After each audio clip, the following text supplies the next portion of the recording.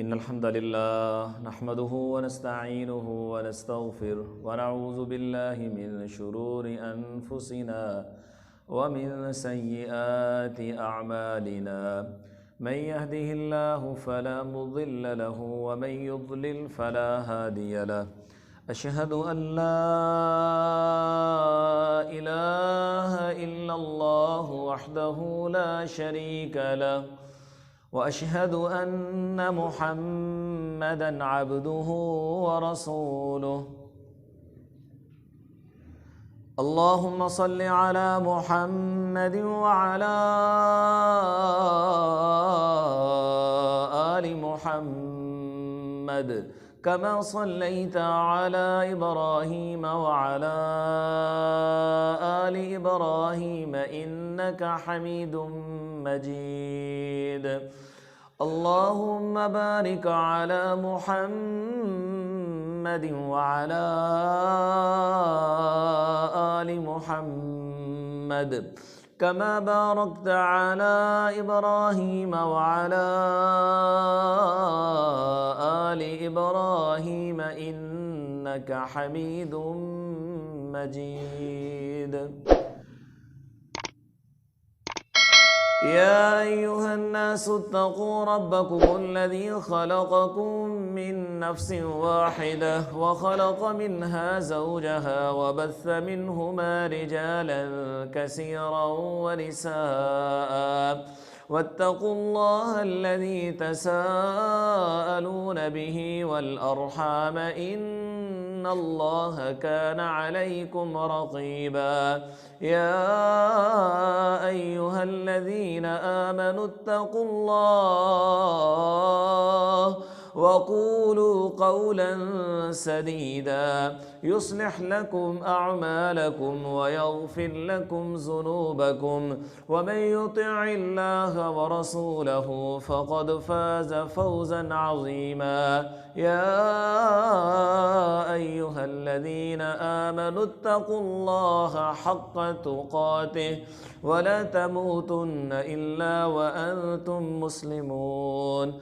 أما بعد فإن خير الحديث كتاب الله وخير الهدي هدي محمد صلى الله عليه وسلم وشر الأمور محدثاتها وكل محدثة بدعة وكل بدعة ضلالة وكل ضلالة في النار قال الله تبارك وتعالى في القرآن المجيد والفرقان الحميد أعوذ بالله السميع العليم من الشيطان الرجيم من همزه ونفخه ونفسه بسم الله الرحمن الرحيم كنتم خير أمة أخرجت للناس تأمرون بالمعروف وتنهون عن المنكر وتؤمنون بالله ولو آمن أهل الكتاب لكان خيرا لهم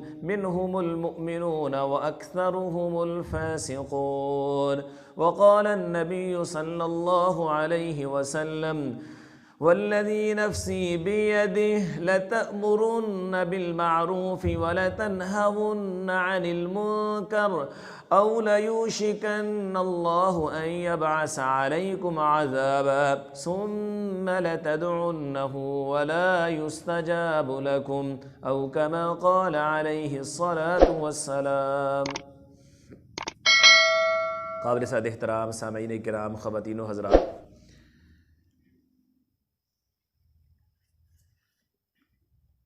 ہم اپنے معاشرے کا جائزہ لیتے ہیں، دیکھتے ہیں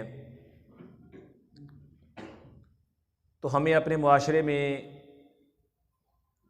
برائی اور خرابی جا بجا پھیلی ہوئی نظر آتی ہے۔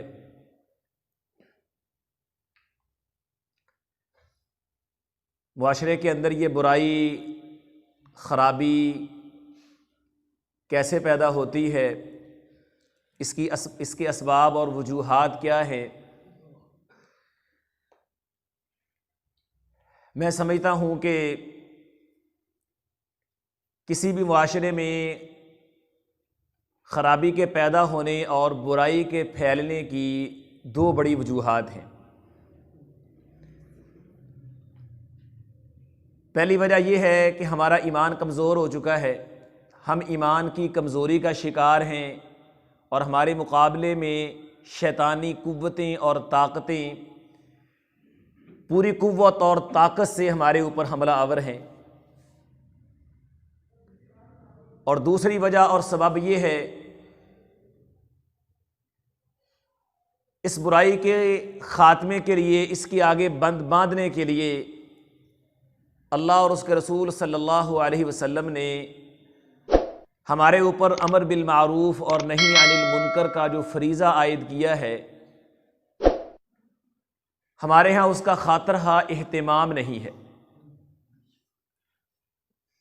یہ دو بڑی وجوہات ہیں جس کی وجہ سے ہمارا معاشرہ خرابی اور برائی کا شکار ہے۔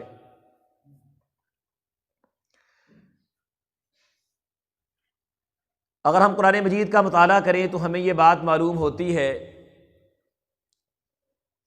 کہ اللہ رب العزت نے تمام اقوام کے لیے امر بالمعروف اور نہی عن المنکر کا فریضہ رکھا ہے۔ اس کے بغیر قوموں کی صفائی نہیں ہو سکتی، اس کے بغیر شر کا دروازہ بند نہیں کیا جا سکتا، اس کے بغیر نیکی کی محبت دلوں کے اندر پیدا نہیں کی جا سکتی، اس کے بغیر برائی سے نفرت پیدا نہیں ہو سکتی، اس کے بغیر سنتیں زندہ نہیں ہو سکتی، اور اس کے بغیر بدعات ختم نہیں ہو سکتی۔ الغرض جتنی بیماریاں ہیں ان کے آگے بند باندھنے کے لیے نہی عن المنکر کا فریضہ انجام دینا ہوگا، اور جتنی اچھائیاں اور نیکیاں ہیں انہیں اجاگر کرنے کے لیے امر بالمعروف کا فریضہ ادا کرنا ہوگا۔ اللہ تعالیٰ نے ہمیں امت محمد صلی اللہ علیہ وسلم کو خیر امت قرار دیا ہے۔ ہم سے پہلے 72 امتیں گزر چکی ہیں، ہم اس کائنات کی آخری امت ہیں، اس کے بعد کوئی امت نہیں آئے گی۔ جس طرح ہمارے پیارے پیغمبر حبیب کائنات سیدنا محمد الرسول اللہ صلی اللہ علیہ وسلم کا یہ اعزاز اور خاصہ ہے کہ آپ خاتم النبیین ہیں، آپ کے بعد کوئی نبی نہیں۔ اسی طرح ہمارا یہ خاصہ اور امتیاز ہے کہ ہم آخر الامم ہیں، ہم آخری امت ہیں، ہمارے بعد کوئی امت نہیں ہے۔ ہم سے پہلے 72 امتیں گزر چکی ہیں، ہمارا نمبر 73واں ہے، 73۔ جتنی امتیں ہم سے پہلے گزری ہیں ان تمام امتوں سے ہم افضل اور بہتر ہیں۔ یہ کریڈٹ، یہ اعزاز، یہ فضیلت اللہ تعالیٰ نے ہم کو عطا کی ہے، اور اللہ نے اس کی وجہ بھی قرآن مجید کے اندر بیان کر دی ہے۔ کنتم خیر امہ اخرجت للناس، تم بہترین امت ہو جسے اللہ نے لوگوں کے لیے پیدا کیا ہے۔ خیر امت کیوں ہو، بہترین امت کیوں ہو؟ تم پہلی امتوں سے زیادہ خوبصورت نہیں ہو، ان سے زیادہ طاقتور نہیں ہو، ان سے زیادہ قد آور نہیں ہو، بلکہ اگر پہلی امتوں کو آپ دیکھیں تو اللہ کا قرآن کہتا ہے وہ ہم سے زیادہ قد آور تھے، زیادہ طاقتور تھے۔ زمین کے اندر انہوں نے جو کارنامے انجام دیے، زمین کو آباد کرنے کے لیے جو کوششیں کاوشیں کی، اللہ فرماتے تم اس قدر نہیں کر سکے۔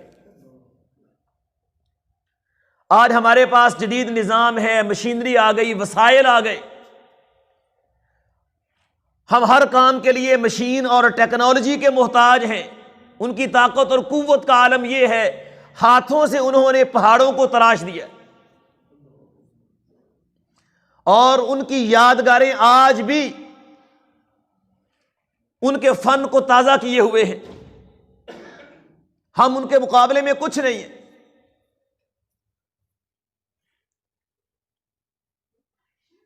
اس کے باوجود اللہ تعالیٰ نے ہمیں خیر امت بنایا ہے۔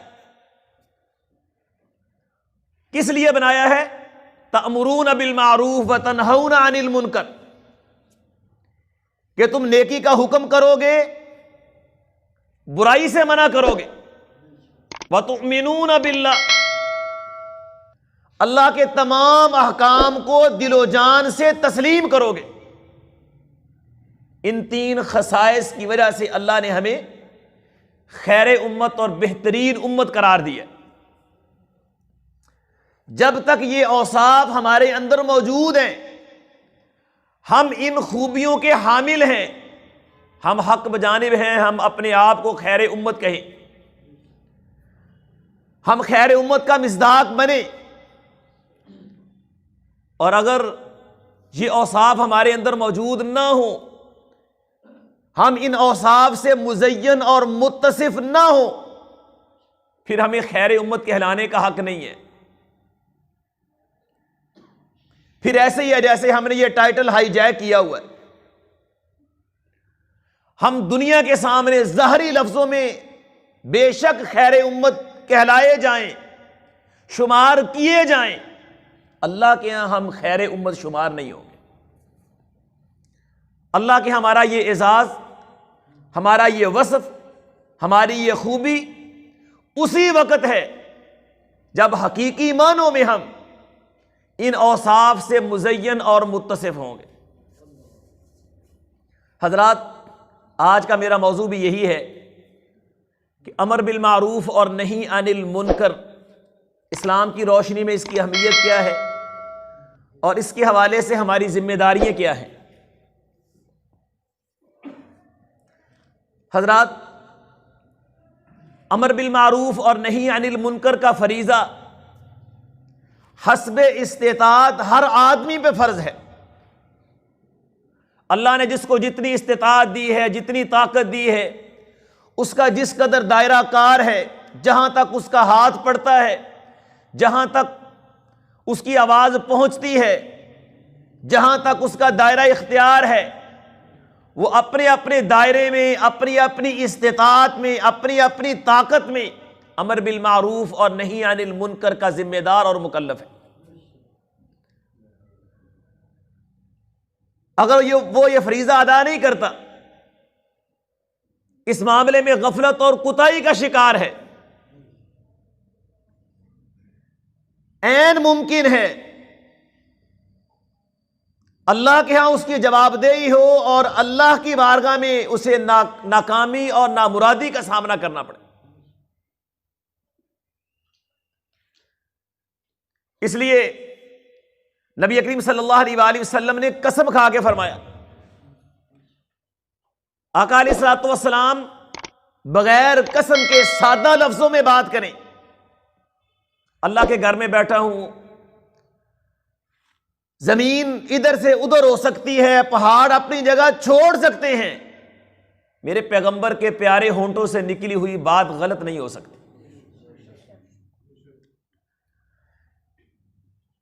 لیکن اس بات کی پھر کیا اہمیت ہوگی کہ نبی کریم صلی اللہ علیہ وآلہ وسلم قسم کھا کے وہ بات کہیں، والذی نفسی بیدہ، مجھے اس ذات کی قسم ہے جس کے ہاتھ میں میری جان ہے، لتأمرن بالمعروف، تم ضرور نیکی کا حکم دو گے، ولتنہون عن المنکر، ضرور برائی سے منع کرو گے۔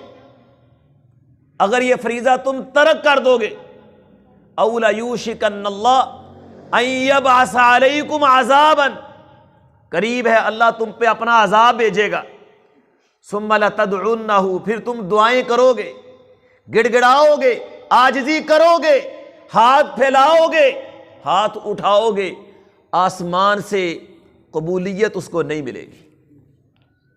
ثم لتدعنہ ولا یستجاب لکم۔ اس سے آپ اندازہ لگائیں کہ امر بالمعروف اور نہی عن المنکر کی کتنی اہمیت ہے۔ نبی کریم صلی اللہ علیہ وآلہ وسلم نے ہر اہم موقع پہ،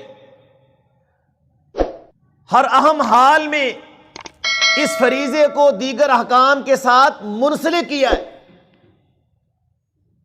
صحابہ کرام رضی اللہ عنہم اپنے ماحول کے اندر رستوں میں، چوکوں میں، چراہوں میں بیٹھ جایا کرتے تھے۔ اب چوک اور چراہے میں کھڑا ہونا، بیٹھنا بغیر وجہ کی اچھی بات نہیں ہے۔ ہمارے بھی کلچر اور ثقافت کا کچھ نہ کچھ یہ حصہ ہے۔ اچھے مقصد کے لیے، ضرورت کے لیے آدمی کھڑا ہو، کوئی حرج والی بات نہیں ہے۔ نبی کریم صلی اللہ علیہ وآلہ وسلم نے صحابہ پہ پابندی لگا دی، فرمایا یہ تمہارا چوکوں چراہوں میں، رستوں میں کھڑا ہونا یہ اچھا نہیں ہے، بچو اس سے۔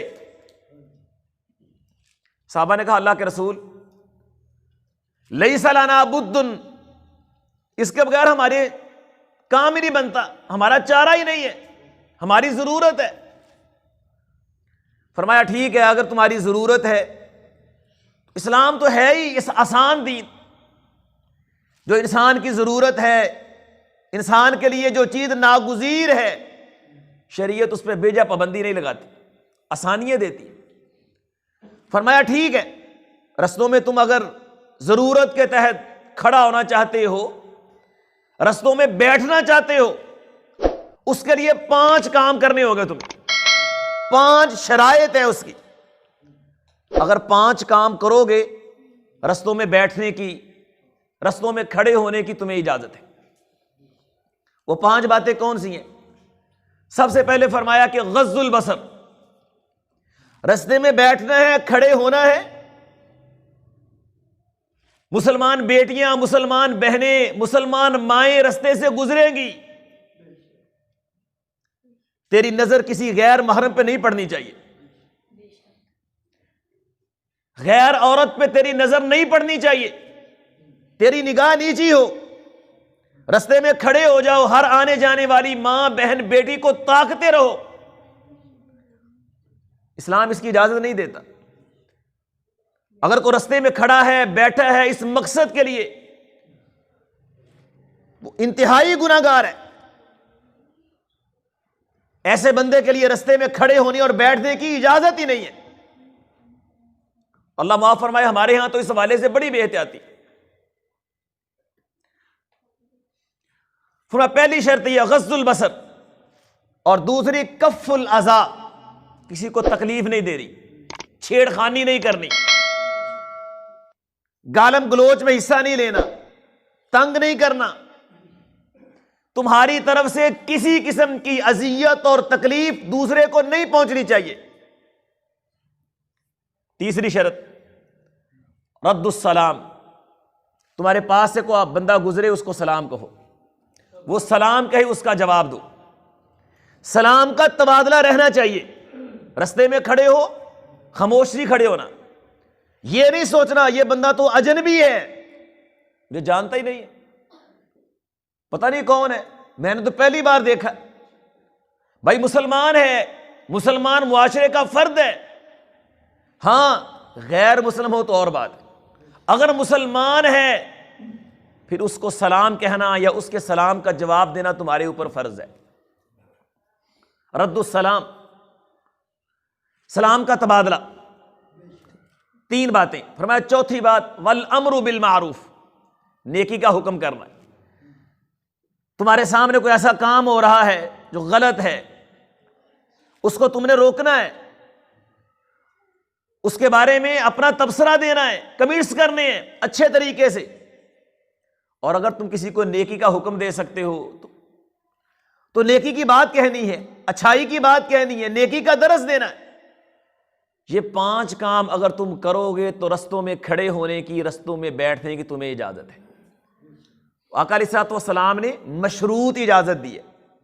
اگر یہ 5 کام نہیں ہے تو پھر رستوں میں کھڑے ہونے کی، مجلس لگانے کی، بیٹھک سجانے کی اجازت نہیں ہے۔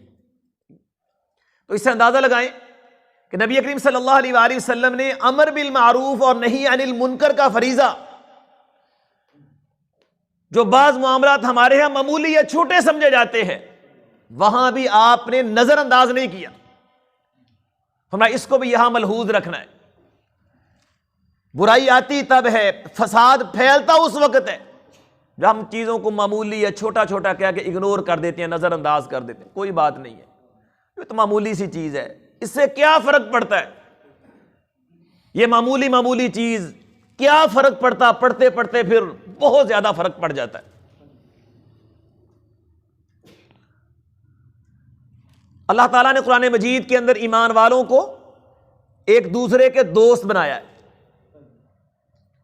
والمؤمنون والمؤمنات بعضهم اولیاء بعض، ہمارا ایک دوسرے سے ایمان کا رشتہ ہے، اور یہ رشتہ خون کے رشتے سے زیادہ مضبوط ہے۔ دنیا کی سب سے قیمتی چیز، سب سے قیمتی دولت ایمان ہے۔ ایمان ہے تو جہان ہے، ایمان نہیں ہے کچھ بھی نہیں ہے۔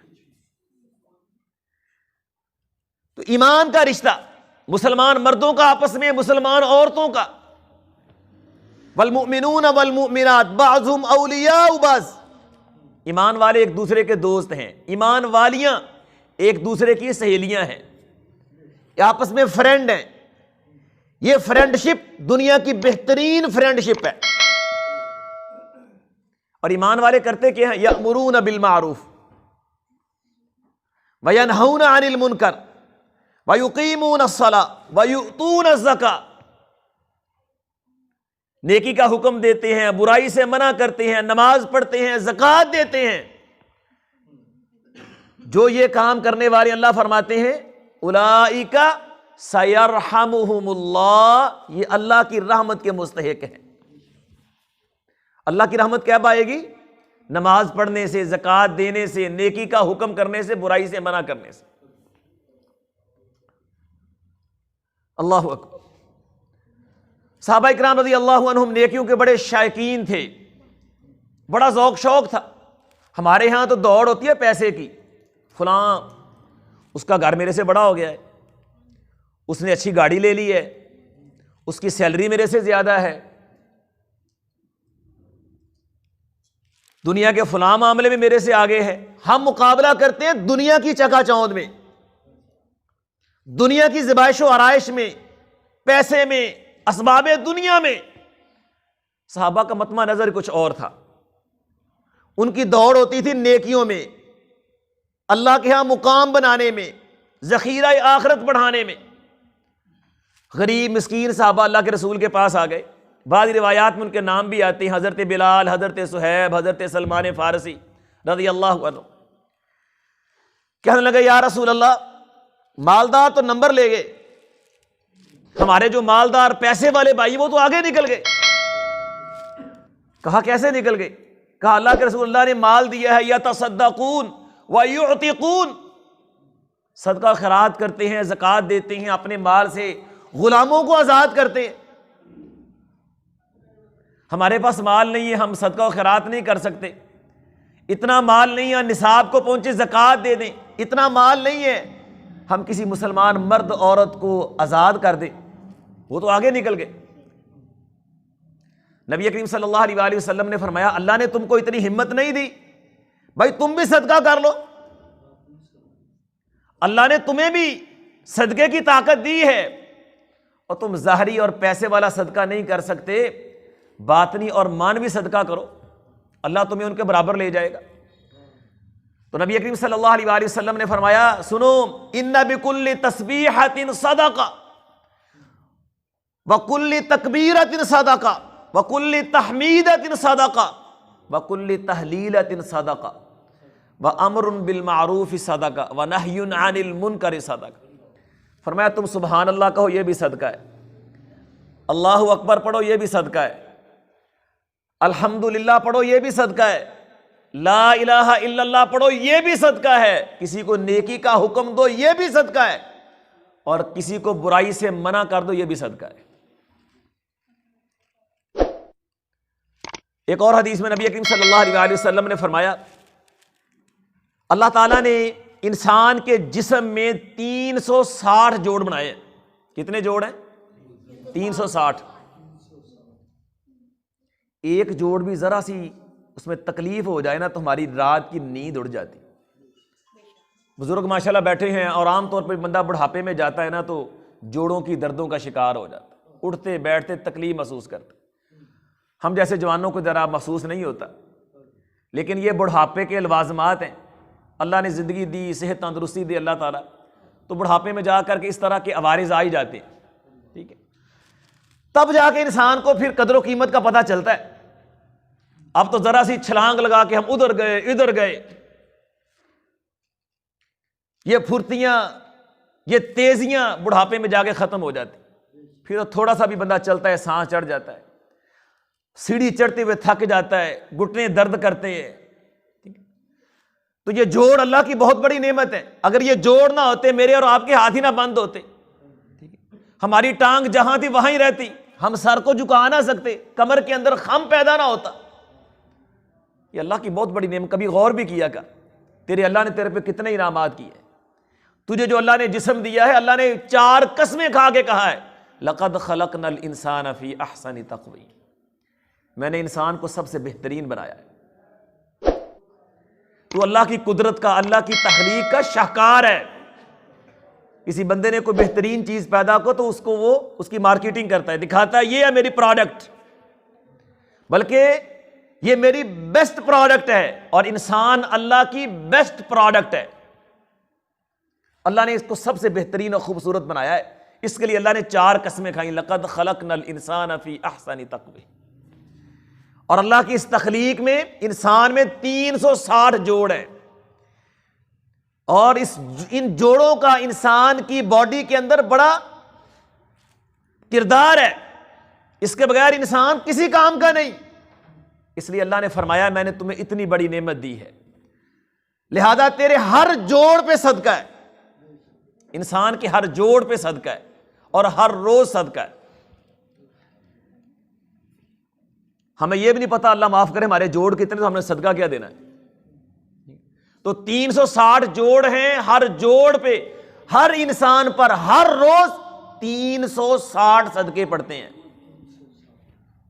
بعض لوگ بڑی فکر کریں گے، جی میں نے بس فلاں مشکل پیش آ گئی ہے، پریشانی، سب صدقہ دینا ہے. ٹھیک ہے نا، اور پھر وہاں سے یعنی کہ نا وہ مرغ ٹائپ بکرا لا کر کے ہم ذبح کر دیتے. ٹھیک ہے، اللہ اکبر. تو یہ صدقہ ہمارے ہاں چلتا ہے، صدقہ رد البلا ہے، بڑا معروف جملہ چلتا ہے. ٹھیک ہے، اور باہر کے صدقے دے رہا، کبھی یہ بھی فکر کیا میرے جسم پہ بھی صدقہ ہے. اللہ نے 360 جوڑ بنائے ہیں، ہر جوڑ پہ اللہ نے صدقے کا تقاضا کیا ہے. کبھی میں نے یہ صدقہ بھی ادا کیا ہے. یہ صدقہ کیسے ادا ہوگا؟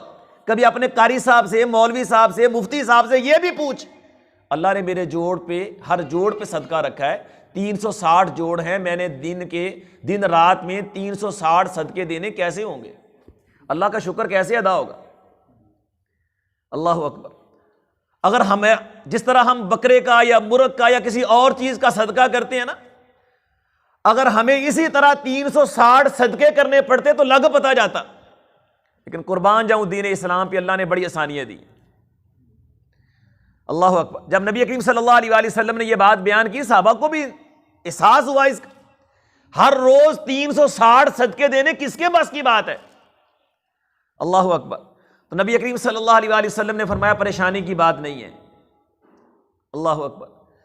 فرمایا یہی جو 4 صدقے میں نے پہلے گنوائے ہیں، سبحان اللہ، الحمدللہ، اللہ اکبر، لا الہ الا اللہ، اور امر بالمعروف اور نہی عن المنکر.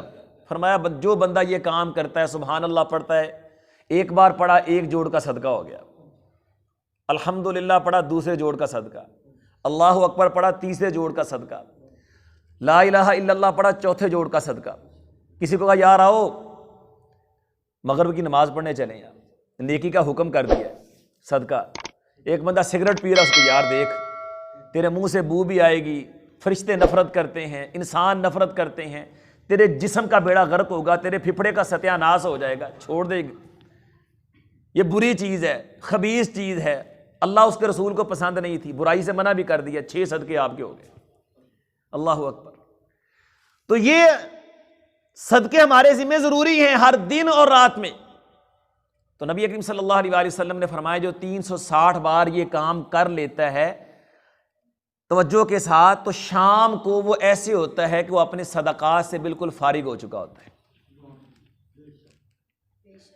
اس کو معمولی نہ سمجھیں، یہ ایسی بات نہیں ہے، آپ نے فکر کرنی آئندہ یار، اور نہیں تو 5 منٹ بیٹھ کے یہ تسبیحات ہی پڑھ لیا کریں تاکہ 360 بار ہو جائے، ہمارے جوڑوں کا صدقہ ہو جائے، اور جوڑوں کا صدقہ آپ کر دیں گے تو اللہ تعالیٰ آپ کو سلامت رکھے گا، عافیت عطا فرمائے گا۔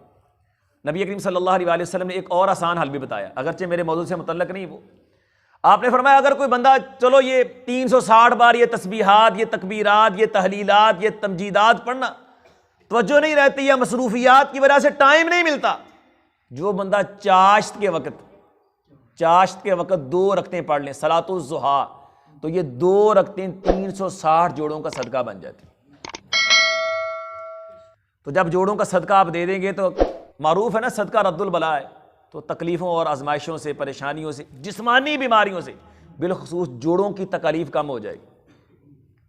ہمارا ادارہ دارالسلام سیکٹریٹ کے پاس ہے، تو ہماری اور ایوان عدل کی دیوار بالکل ساتھ ساتھ ہے۔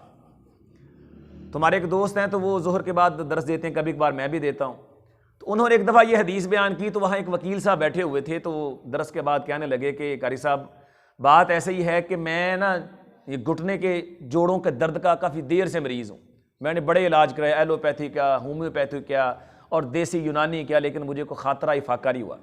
جب میں نے یہ حدیث سنی نا کہ جو بندہ چاشت کے وقت 2 رکعتیں پڑھتا ہے اس کے سارے جوڑوں کا صدقہ ہو جاتا ہے، تو کہتے ہیں کہ پھر میں نے پابندی سے یہ 2 رکعتیں پڑھنا شروع کر دی، تو میری تقریباً درد ختم ہو گئی۔ اللہ اکبر، کتنا آسان نسخہ ہے۔ تو جب آپ اللہ کا حق ادا نہیں کریں گے، اتنی بڑی نعمتیں اللہ نے آپ پہ انعام کر دی ہیں، اس کا حق ادا نہیں کریں گے، تکالیف تو آئیں گی نا پھر۔ تو جب آپ اس کا صدقہ دیں گے، اس کا حق ادا کریں گے، تو تکالیف اور پریشانیاں دور ہو جائیں گی، ٹھیک ہے۔ تو یہ امر بالمعروف اور نہی عن المنکر انسان کے جوڑوں کا صدقہ بنتے ہیں، انسان کے اجر میں، انسان کی نیکیوں میں اضافے کا ذریعہ ہے، انسان کے گناہوں کو مٹانے کا ذریعہ ہے۔ اللہ اکبر۔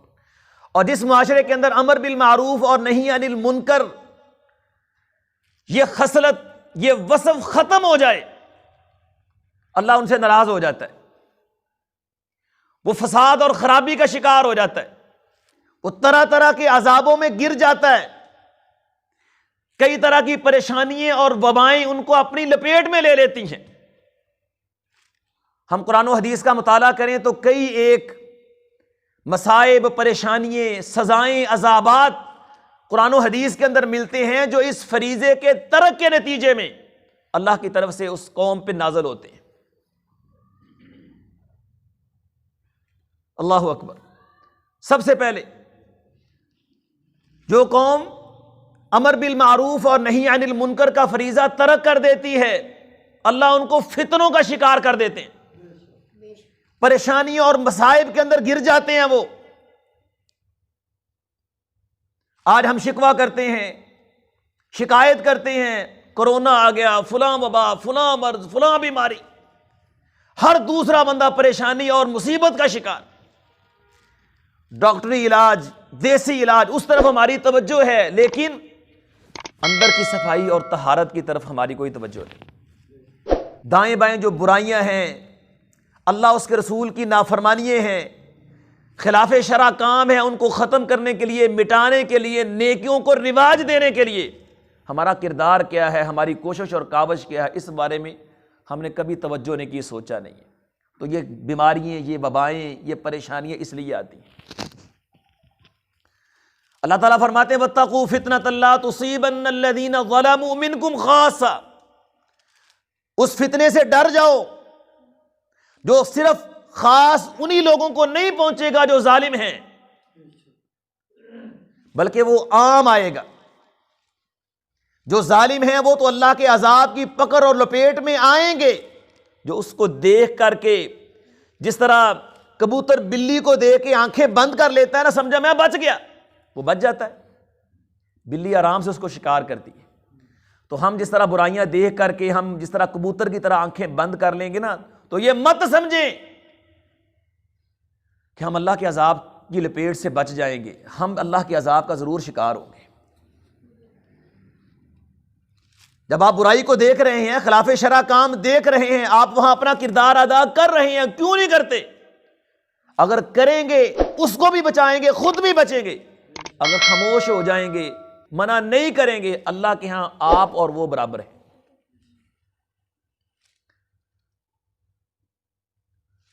یہودیوں کو دیکھ لیجئے، اللہ کی طرف سے آزمائش آئی، اللہ نے فرمایا کہ ہفتے کے دن مچھلی کا شکار نہیں کرنا، کچھ دیر پابندی کی، لیکن پھر شیطان نے بہکایا، پھسلایا، اللہ کی نافرمانی کی طرف گئے، ہیلا سازی کی، انہوں نے سمندر کے ساحل پہ حوض بنا دیے، ان میں جال لگا دیے۔ اللہ کا قرآن کہتا ہے کہ جب یوم السبت ہفتے کا دن ہوتا، وافر مقدار میں مچھلیاں آتی، ہیلا سازی کی، جال لگا دیے، حوض بنا دیے، ہفتے کے دن مچھلیاں ان حوض کے اندر آ جاتی، جال کے ذریعے اس میں پھنس جاتی، اتوار کو جا کے پکڑ لیتے، سانپ بھی مر گیا، لاٹھی بھی بچ گئی، نعوذ باللہ، اللہ کو دھوکہ دینے کی کوشش۔ اب جب یہ لوگ غلط کام کرنے والے تھے، اس بارے میں دو گروہ اور بن گئے۔ ایک گروہ کا موقف یہ تھا کہ جی ان کو روکنا چاہیے، یہ غلط کر رہے ہیں، ہیلا سازی کر رہے ہیں، اللہ کی نافرمانی کر رہے ہیں، یہ غلط ہے، ہم ان کو روکیں گے، وہ روکنے والے تھے۔ اور دوسرے ہماری طرح کے تھے، سانوں کی، تو اپنی نبیڑ تینوں کسے نال کی، جہاں کوئی لگا ہے لگا رہنے دے۔ ہمارے ہاں ایک فلسفہ یہ بھی ہے نا، جتھے کوئی لگا ہے لگا رہنے دو، تانوں کی ہے۔ اور یہ فلسفہ اور یہ لاجک، یہ منطق صرف دین کے معاملے میں آتی ہے۔ اب کوئی بندہ ان کی اس جو صاحب یہ فلسفہ پیش کرتے ہیں، کوئی بندہ اس کی جیب کاٹ رہا ہو نا، وہاں نہیں کہیں گے جتھے کوئی لگا لگا رہنے دو۔ اب پتہ ہے جیب سے یعنی کہ نا وہ آپ اس کا 30-32 ہزار کا موبائل نکل جائے گا تو فوری اس کو پکڑیں گے، تھپڑ بھی لگائیں گے، تھانہ بھی پہنچائیں گے اس کو، جہاں کوئی لگا ہے لگا رہنے دیں۔ آپ کے گھر میں کوئی نقب لگا رہا ہے، دیوار توڑ رہا ہے، لگا رہنے دیں۔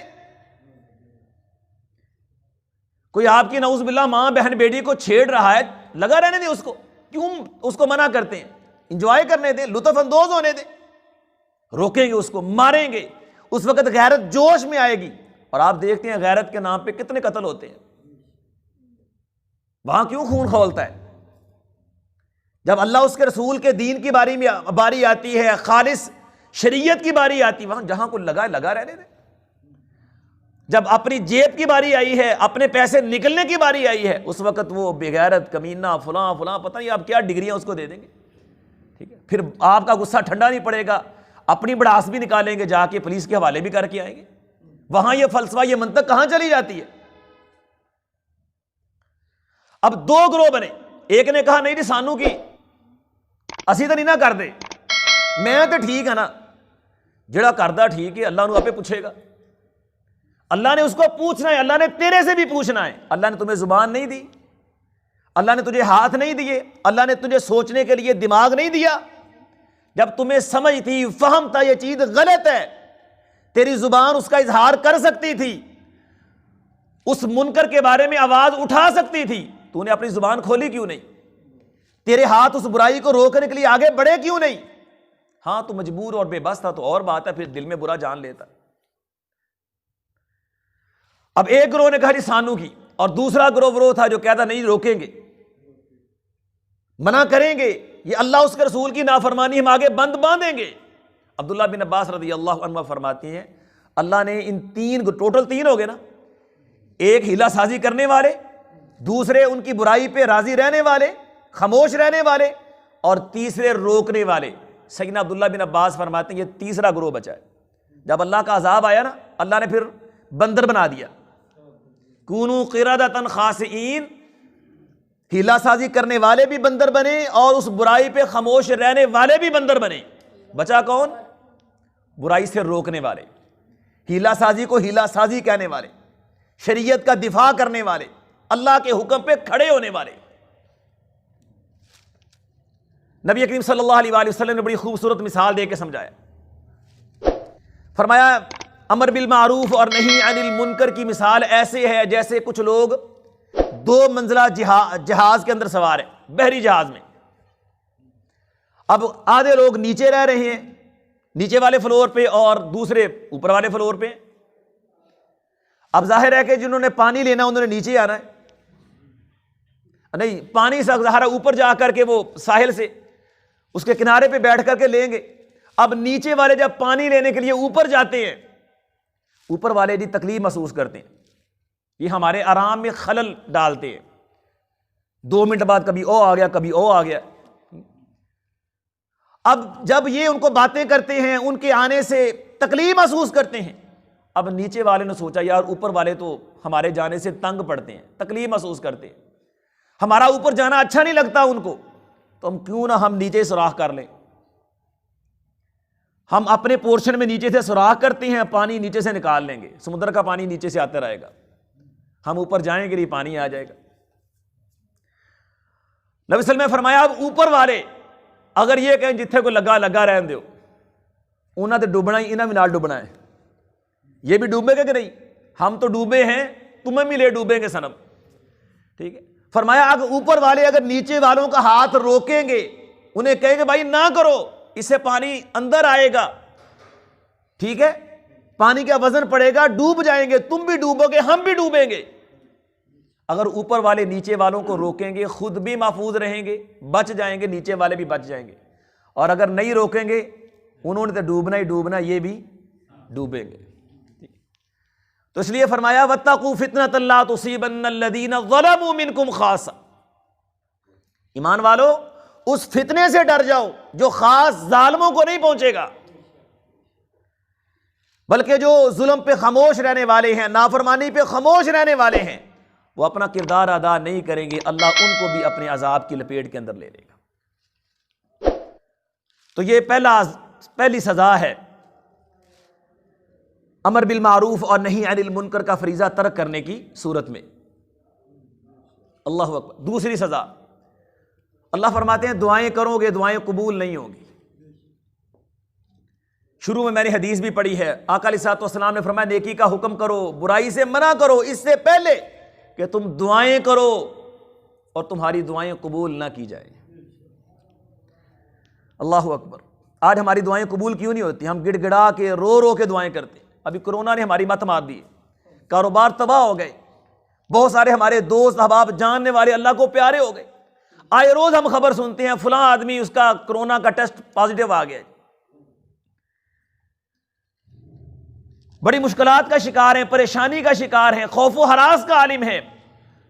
تقریباً ہر روز کسی نہ کسی مسجد میں دعا ہو رہی ہے, اجتماع میں دعا ہوتی ہے, ہم انفرادی دعائیں کرتے ہیں. یہ مصیبتیں ٹلتی کیوں نہیں ہیں؟ اس کی بڑی وجہ یہ ہے کہ ہم برائیوں کو ختم کرنے کے لیے, برائیوں کو روکنے کے لیے, فساد کو مکانے کے لیے اپنا کردار ادا نہیں کرتے. نیکی کا حکم دینے میں, نیکی کی اشاعت میں, نیکی کو بڑھانے اور پھیلانے میں ہمارے اوپر جو فریضہ عائد ہوتا ہے ہم صحیح معنوں میں اس کو ادا نہیں کر رہے. تو آقا علیہ الصلوۃ والسلام نے قسم کھا کے یہ بات کہی تھی, والذی نفسی بیدی, اس ذات کی قسم ہے جس کے ہاتھ میں میری جان ہے, لتأمرن بالمعروف ولتنہون عن المنکر, ضرور تم نیکی کا حکم دو گے, برائی سے منع کرو گے. اگر ایسا نہیں کرو گے ثم لتدعنہ ولا یستجاب لکم, پھر تم دعائیں کرو گے, گڑ گڑاؤ گے, رو گے, آہیں بھرو گے, جولیاں اٹھاؤ گے, آسمان سے اللہ کی طرف سے قبولیت نہیں ملے گی. اگر کبھی غور کریں تو تقریباً اس طرح کی حالت آج ہمارے اوپر آ چکی ہے. ہم نے بہت ساری برائیوں کو ویسے ہی قبول کر لیا ہوا ہے, چھوٹی سی باتیں ہیں, چھوڑے جی. بعض لوگوں کی لاجک یہ ہوتی ہے دین میں اتنی سختی نہیں ہے جی, اتنی شدت نہیں ہے جی, اتنی یہ شدت یہ سختی پتہ نہیں ہم نے کہاں سے بنا لی ہے. ذرا سی کسی کو بات کہہ دے, گھروں میں خواتین کو پردہ کروایا کرے جی. عالم دین پردے کی بات کرے بھی, پردہ ہے, غیر محرم سے پردہ ہے, عورت کا اپنے بہنوئی سے پردہ ہے, اپنے کزن سے پردہ ہے, چچا کے بیٹے سے پردہ ہے, ماموں کے بیٹے سے پردہ ہے, خالہ کے بیٹے سے پردہ ہے. اچھا جی, میں نے ایک دفعہ بات کی تو ایک حافظ قرآن ہے دوست ہمارا, تو کہنے لگا حافظ صاحب دین اتنی سختی بھی ہے. جب یہ نرمی اور سختی کے ضابطے ہم نے اپنے پاس سے بنا لیے ہیں تو ہمیں سختی لگے گا. میں نے کہا یار بتائیں کہ پھر یہ دین تو اللہ اس کے رسول نے دیا ہوا ہے, اگر اللہ اس کے رسول نے ہمیں یہ احکام دیے ہیں تو پھر اللہ اپنے بندوں پہ سختی کرنے والا ہے. اللہ نے تو اپنے رسول کے بارے میں یہ کہا وما ارسلناک الا رحمۃ للعالمین، میں نے اپنے نبی کو اور جہانوں پہ رحمت کرتے ہوئے بھیجا ہے، رحمت للعالمین بنا کے بھیجا ہے۔ آقا علیہ الصلوۃ والسلام کی اپنی بیٹیاں، آپ کی بیویاں جو امت کی مائیں ہیں، ماں سے پردہ نہیں ہوتا، اور ان کے بارے میں اللہ نے یہ بھی کہا ہے میرے نبی دنیا سے تشریف لے جائیں، آپ کی ازواج مطہرات سے کوئی بندہ نکاح نہیں کر سکتا، اس کے باوجود ان سے کہا ہے کہ وہ پردہ کریں۔ بعض لوگ بڑی عجیب سی منطق بیان کریں، بس دل پاک ہونا چاہیے، اندر سے بندے کو پاک ہونا چاہیے، اور جو اس طرح کی بات کرنے والے ہوتے ہیں نا، ان کا اپنا دل زیادہ میلا ہوتا ہے۔ میں نے کہا تمہارا دل نعوذ باللہ امہات المومنین کے دلوں سے زیادہ پاک ہے؟ تمہارا دل صحابہ سے زیادہ پاک ہے؟ ہم سب مل جائیں سیدہ صدیقہ اکبر کے جوتوں کی خاک کے برابر نہیں ہو سکتے۔ صحابیات کو امہات المومنین کو دیکھنے والے کون ہو سکتے تھے؟ سیدنا صدیقہ اکبر ہے، عمر فاروق ہیں، عشرہ مبشرہ ہیں، بدر والے ہیں، احد والے، حنین والے، جن کے تذکروں سے، جن کی خوبیوں سے، جن کے اوصاف سے قرآن بڑا پڑا ہے۔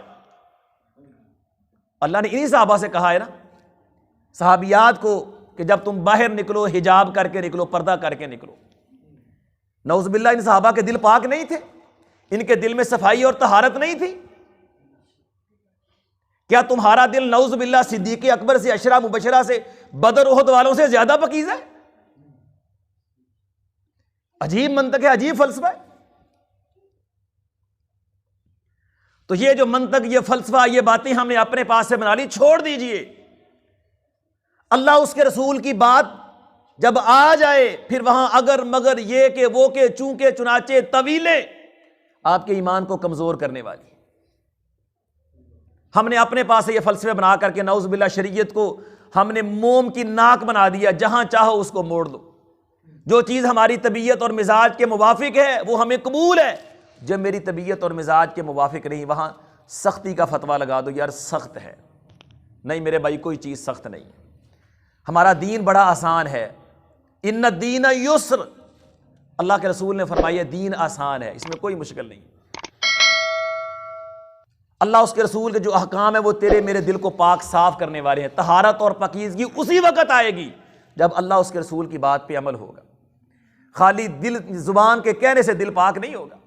اور جو ایسے کہنے والے ہوتے ہیں، میں نے کئی مثالیں بھی دیکھی ہیں، اللہ اکبر، جو دل کی صفائی اور طہارت کا اظہار ایسے کرتے ہیں، جی غیر محرم کو میری بہن ہے، جی میری بہن ہے، اور ایسے بھی میں نے دیکھے ہیں کہ کچھ سال بعد اسی سے شادی بھی کی ہوئی تھی، پتہ نہیں کہاں گئی دل کی صفائی اور طہارت اس پر۔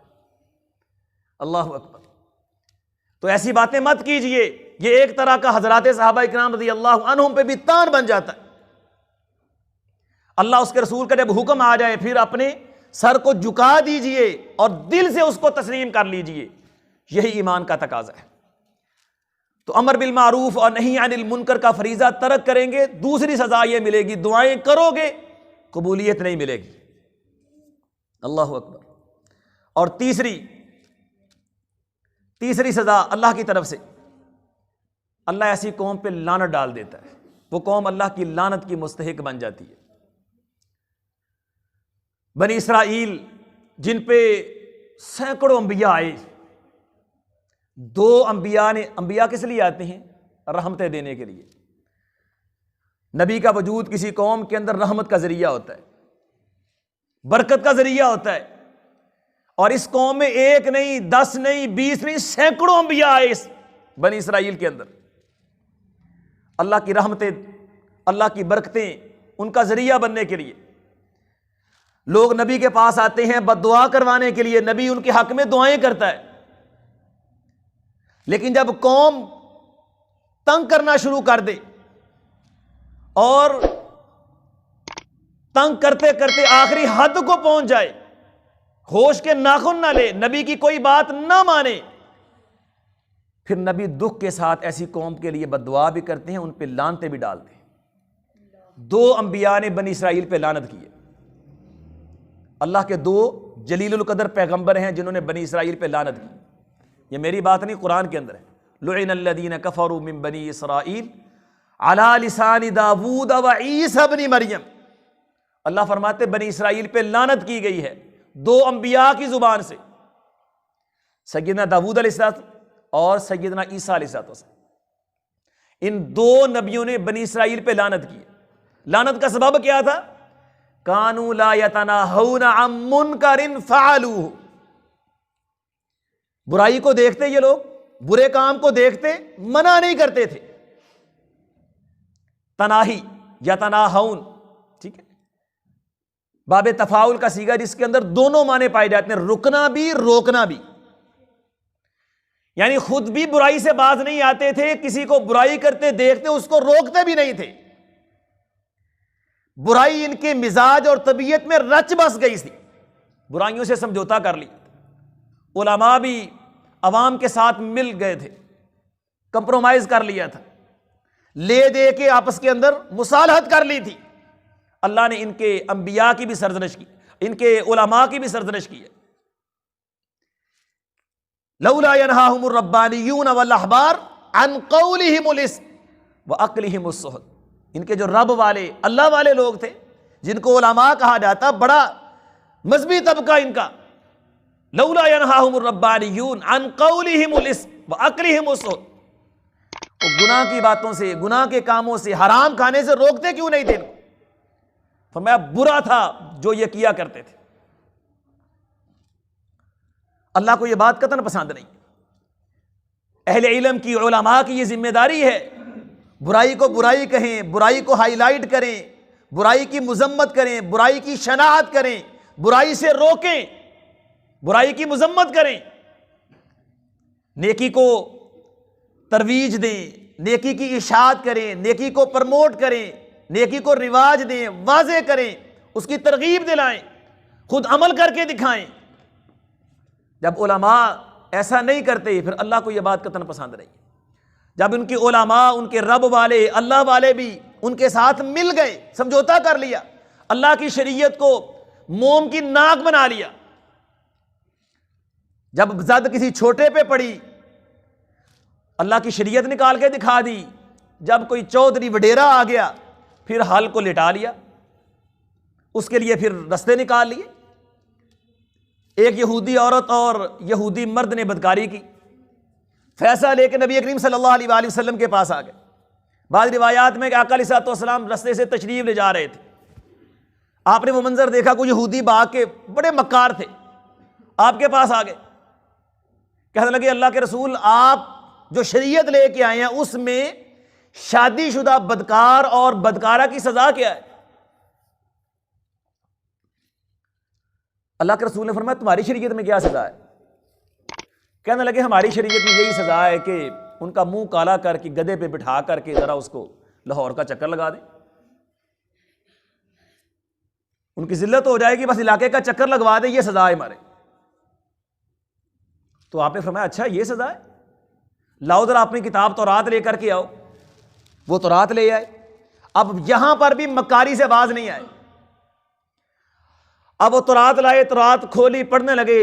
میرے نبی کی تو صفت یہ ہے نا، اللہ کے نبی صلی اللہ علیہ وآلہ وسلم الامی تھے، آپ پڑھے لکھے نہیں تھے، دنیا میں آپ کا کوئی استاد نہیں، اللہ نے آپ کو تعلیم دی ہے۔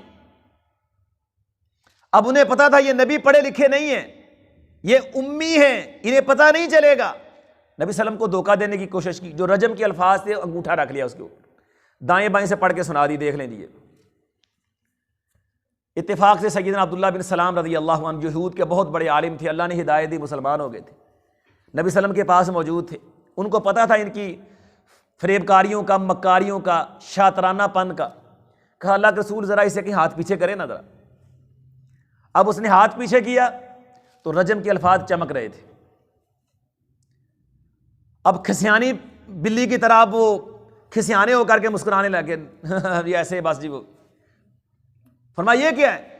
کہنے کہ اللہ کے رسول نے بات یہ تھی کہ یہ بدکاری ہمارے شرفاء میں، پڑھے لکھے طبقے میں، ایلیٹ کلاس میں، مالدار طبقے میں زیادہ ہو گئی۔ اب با اثر لوگ تھے، اب ان کو سزا دینا، ان پہ اللہ کے اس حکم کو، رجم کو، سنسار کو نافذ کرنا ہمارے بس کی بات نہیں تھی۔ بھائی ہمیں تنخواہ کون دے گا؟ ہمارے معبد کیسے چلیں گے؟ ہماری جیبیں کیسے بھریں گی؟ ہماری دنیا کیسے چلے گی؟ اگر یہ وڈیرے، یہ چودھری، یہ ایم پی اے، یہ ایم این اے، یہ بڑے بڑے لوگ، اگر ہم ان کو بھی سزائیں دیں گے تو ہمیں ہماری دنیا اپنی خطرے میں نظر آئی، تو جو چھوٹے لوگ تھے اب ان کو یہ سزا دیتے تھے، وہاں تو ہمارا کام چل جاتا تھا، بڑوں پہ ہم لاگو کرتے تھے، ہماری دنیا ختم ہوتی تھی۔ اب بڑوں کو چھوڑتے تھے، چھوٹوں کو سزا دیتے تھے، چھوٹے طبقے میں، عوام کے اندر، سادہ لو عوام جو ہے، غریب طبقہ ہے، ان کے اندر نفرت پیدا ہو رہی تھی، وہ ہمارے خلاف ہو رہے تھے۔ سزائیں ہمارے لیے ہی ہیں، بڑا کرے کچھ بھی نہیں، چھوٹا کرے تو سب کچھ اس کے لیے۔ تو کہتے پھر ہم آپس کے اندر بیٹھے، ہمارے علماء، انہوں نے کہا کوئی ایسا حل نکالو جو دونوں پہ لاگو ہو جائے، درمیانہ حل نکالیں کوئی، یہ بڑا خطرناک مزاج ہے۔ ہمارے ہاں بھی بعض لوگ، میں اپنا ذاتی تجربہ بھی بتاتا ہوں، کئی دفعہ کوئی لوگ ہمارے پاس آئیں، قرآن و حدیث سے مسئلہ بتا دیں گے نا، حافظ صاحب کو حل کڈو، ہاں کوئی ہو رہا نہیں، کڈو حل، کوئی کہاں سے نکال دیں بھائی؟ تمہیں اللہ کی بات بتائی، اللہ کے رسول کی بات بتائی، اب حل نکالیں، کہاں سے نکالیں؟ یعنی بعض لوگ، عوام بھی اپنے علماء کو، مفتیان کو ترغیب دیتے ہیں بنی اسرائیل والا کام کرنے کی۔ اب انہوں نے کہا حل نکالیں اس کا، کوئی ایسی سزا بنائیں جو دونوں پہ نافذ ہو جائے، چھوٹے پہ بھی بڑے پہ بھی۔ تو انہوں نے پھر آپس میں مشورے سے، ان کی جو علماء کی پارلیمنٹ تھی، اس نے پھر یہ تجویز کیا کہ اس طرح کریں کہ یہ سزا رکھ لیں کہ جو شادی شدہ ہو کر کے بدکاری کریں، اس کا منہ کالا کریں، اس کو گدھے پہ بٹھا کر کے اپنے علاقے کا چکر کٹوا دیں، یہ سزا دونوں پہ آ جائے گی، فٹ آ جائے گی۔ تو کہتے پھر ہم نے اس پہ اتفاق کر لی۔ تو رسول اللہ صلی اللہ علیہ وسلم نے ان کی مذمت کی، فرمایا کہ الحمدللہ، یہ اللہ کی سنت، اللہ کا طریقہ تھا جو اللہ نے پہلی امتوں میں بھی اتارا ہے، ان ظالموں نے اللہ کے حکم کو ختم کر دیا ہے۔ الحمدللہ، میں اس وقت وہ پہلا اللہ کا بندہ ہوں جو اللہ کے حکم کو زندہ کر رہا ہوں۔ اللہ اکبر، اللہ اکبر۔ تو محترم بھائیو، یہ طرز عمل بالکل درست نہیں ہے۔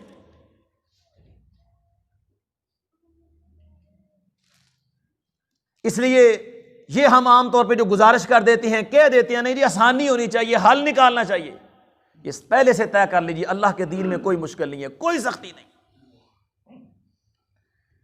تو اس لیے جو قوم برائی پہ کمپرومائز کر لیتی ہے، برائی کو نظر انداز کرنا شروع کر دیتی ہے، برائی کو قبول کر لیتی ہے، اس کو ہلکا لیتی ہے، پھر آہستہ آہستہ وہ برائی کی عادی ہو جاتی ہے، جس کے نتیجے میں پھر وہ اللہ کی لعنت کی مستحق بن جاتی ہے۔ لعن الذین کفروا من بنی اسرائیل علی لسان داؤد وعیسی ابن مریم۔ اللہ اکبر۔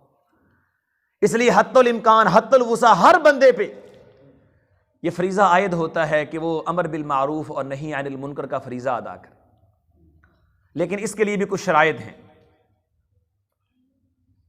امر بالمعروف اور نہی عن المنکر کا فریضہ ادا کرنے کے لیے کچھ باتیں آپ کو اپنے پیش نظر رکھنی ہیں۔ سب سے پہلی بات یہ ہے کہ جو بندہ یہ فریضہ ادا کرنے جا رہا ہے، اس کے پاس علم ہونا چاہیے، اس کو پتہ ہو یہ کام نیکی کا ہے، میں جس کام سے روک رہا ہوں وہ گناہ کا کام ہے۔ ایسے اپنے پاس ہی طے نہ کر لے، فرض نہ کر لے جی فلاں کام نیکی ہے، ساری جہان ساری دنیا کرن رہی۔ جس طرح بعض لوگ بدعات کی ترغیب دلانا شروع کر دیتے ہیں۔ ابھی پچھلے میلاد گزرا، آپ دیکھ لیجئے، بعض لوگوں کو نہیں پتہ وہ اس کی بنیاد کیا ہے، اس کی دلیل کیا ہے، اس کی حیثیت کیا ہے، دیکھا دیکھی بازی، چونکہ نہیں میرے نبی کا میلاد ہے، یہ بڑے ثواب کا کام ہے۔ اب لوگ چوکوں میں، چوراہوں پہ، گلی محلوں میں کپڑا لے کے کھڑے ہو جاتے ہیں، ہم نے نبی کا میلاد منوانا، حصہ ڈالیں گے اس کے اندر، دکانوں پہ جا کے ترغیب دلائیں گے، گھر گھر جا کے دروازہ کھٹکھٹائیں گے۔ اب ان کے نزدیک یہ ثواب کا کام ہے، یہ ثواب ہے، حالانکہ تحقیق نہیں کی، پتہ نہیں بھی نیکی ہے۔ بھائی جب تمہیں پتہ نہیں، تمہاری تحقیق نہیں، تمہارا علم ہی نہیں اس نیکی کے بارے میں، اب تم ایسے ہی گونگے بہرے بن کر کے اس نیکی کے دائی بن گئے ہو، اللہ کے ہاں یہ کام غلط ہے۔ پہلے اس کا علم حاصل کریں، پہلے اس کو جانیں، پہلے علم ہے، عمل بعد میں ہے۔ اللہ تعالیٰ نے اپنے نبی سے پہلا تقاضا یہ کیا، فَعْلَمْ أَنَّهُ لَا إِلَهَ إِلَّا اللَّهُ، اے نبی آپ پہلے علم حاصل کریں، اللہ کے سوا کوئی سچا معبود، اللہ کی توحید کی معرفت حاصل کریں، اس کے بعد پھر لوگوں کو پیغام پہنچائیں، پھر لوگوں کو بتاؤ، ان سے تقاضا کرو، کہو قولوا لا الہ الا اللہ۔ امام بخاری رحمۃ اللہ علیہ نے صحیح بخاری کے اندر یہ باب قائم کیا ہے، باب القول قبل العمل، کہ پہلے علم حاصل کرنا ہے، باب العلم قبل القول والعمل، پہلے علم پھر آگے دعوت دی جائے گی۔ بندے کو پتہ ہی نہیں ہے صحیح کیا ہے، غلط کیا ہے، اس کی دلیل کیا ہے، کچھ بھی پتہ نہیں، ایسے ہی اندھا دائی خام خواہ اپنے آپ کو گناہ گار کرنے والی بات ہے۔ اسی طرح آپ برائی جسے آپ روکنے جا رہے ہیں، پہلے اس کے بارے میں علم حاصل کریں، یہ برائی ہے بھی کہ نہیں، یہ کام برا ہے کہ نہیں، اگر یہ برا ہے تو اس کی دلیل کیا ہے، کس نے اس کو برا کہا ہے، اللہ نے برا کہا ہے، اللہ کے رسول نے برا کہا ہے، قرآن و حدیث میں اس کے بارے میں کچھ سخت الفاظ آئے ہیں، قرآن و حدیث نے اس کی مذمت کی ہے، اس کو کس نے برا کہا ہے، اس کے برا ہونے کا معیار کیا ہے، پہلے یہ باتیں سیکھیں۔ ایسے کسی کے پیچھے لگ کر کے، کسی کو دیکھ کر کے ایسے ہی کسی چیز سے روکنے والے نہ بن جائیے، پہلے اس کا علم حاصل کریں۔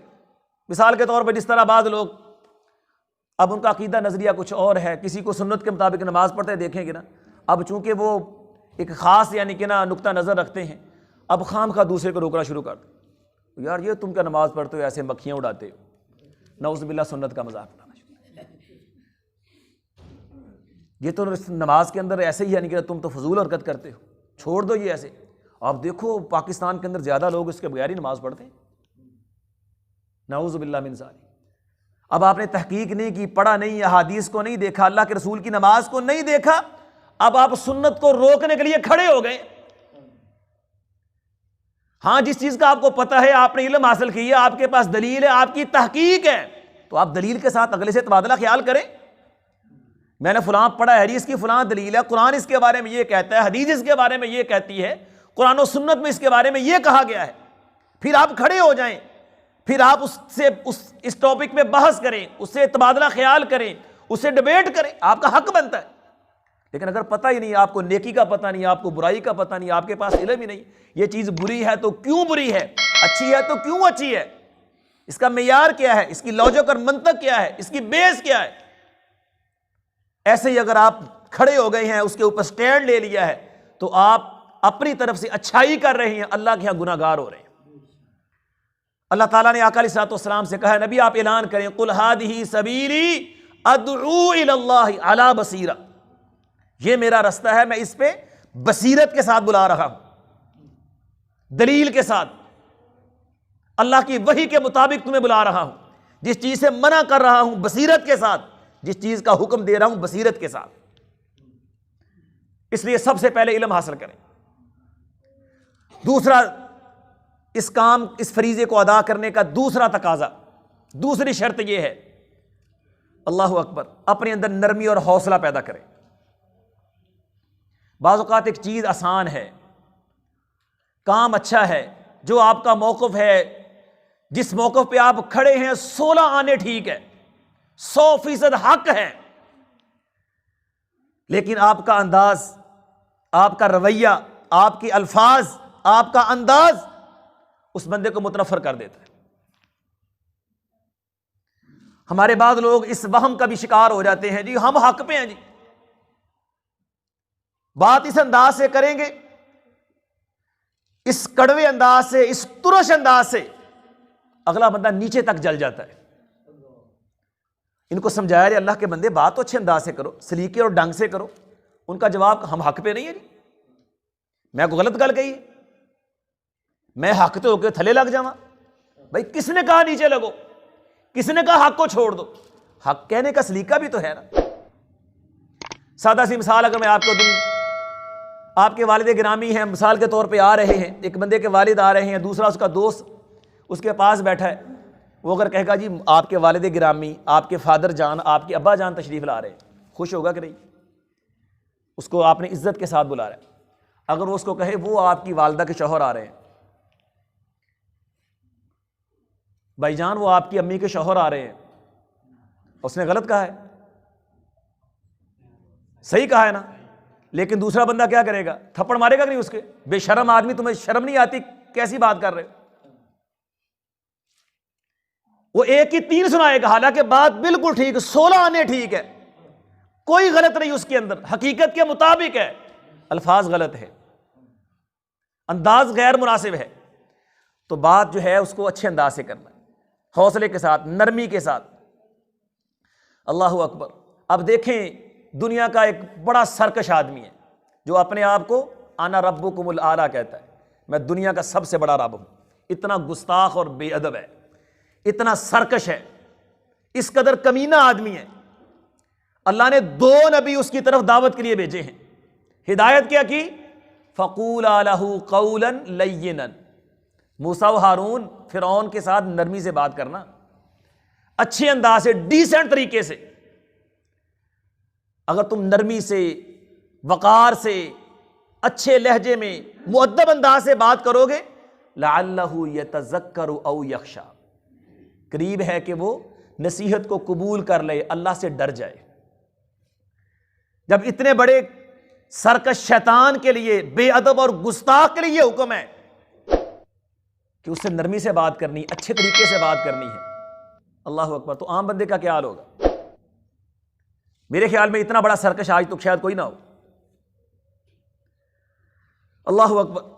ہمارے جو مسلمان بھائی کلمہ گو بھی ہیں، وہ اگر کسی غلطی، کمی کوتاہی کا شکار ہو گئے یا عقیدے کی گمراہی کا شکار ہو گیا تو آپ لٹھ لے کے پیچھے نہ پڑیں، یکدم سر پہ سوٹا نہ ماریں اور یہ نہ ٹھان لے آج میں نے منوا کے اٹھنا ہے۔ آپ سمجھائیں، نرمی کے ساتھ، اچھے کے ساتھ، اخلاق سے بات کریں۔ ہدایت اللہ نے دینی، آج نہیں، کل نہیں، پرسوں انشاءاللہ بات سمجھ میں آ جائے گی، لیکن جب ہم لٹھ لے کے پیچھے پڑ جاتے ہیں، یہ آج میں نے